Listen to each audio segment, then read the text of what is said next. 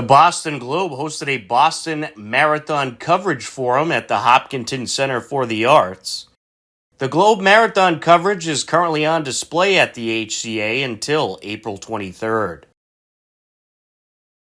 Well, certainly what was interesting early was that we had a morning and an afternoon paper when I got there in 1974 with separate staffs. So it was an all hands on deck. Probably getting a reverb here. If you weren't doing the Red Sox game at Fenway, you were doing the marathon. So I'm very familiar with Hopkinton because my first 4 or 5 years, I was out here every year.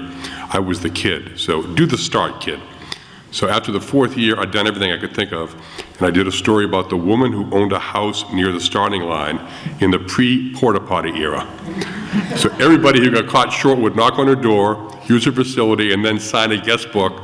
And I said, yeah, but everyone knew that woman. Right.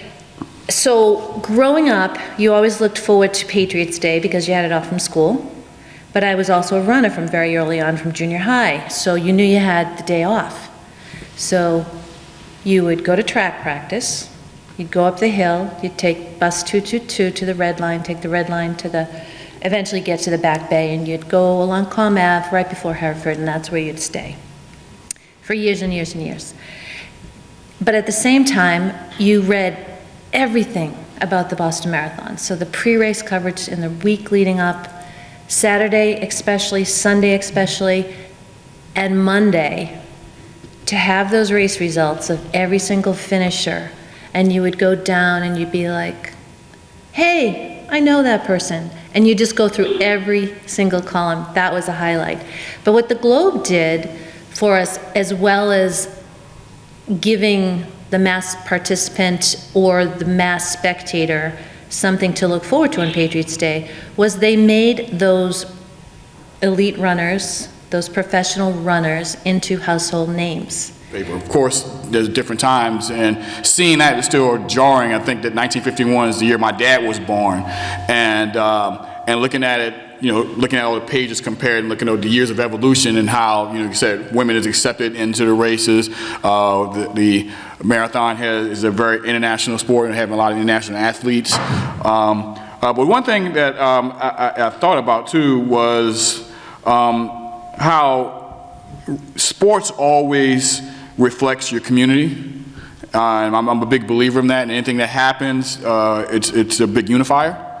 And I think after seeing what happened to Ahmaud Arbery running in the neighborhood, you think about it and see what the BAA has done with that in terms of all its work and advocacy, but he was running. And running is what? The core of the community of the Boston Marathon, the BAA. I think especially in the digital age, as all these stories of not only 30,000 runners, our professional field, 500,000 spectators, there are so many stories that do come out of Marathon Monday, but also just the lead up to race day.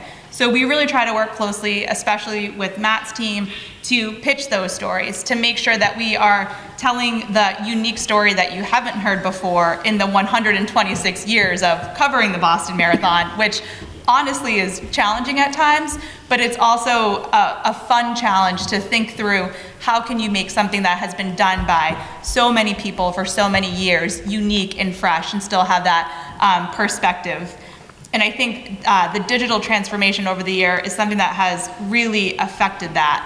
So, leading up to race day, I know that there's coverage on Boston.com, Boston Globe, fairly regularly of these really compelling stories of the everyday runner who might be raising money for, a certain nonprofit, overcoming an adversity in their life. And seeing that coverage that the Globe puts out is something that, really helps us really remember why we do what we do year over year. View the entire program at our YouTube page, youtube.com/HCAMTV.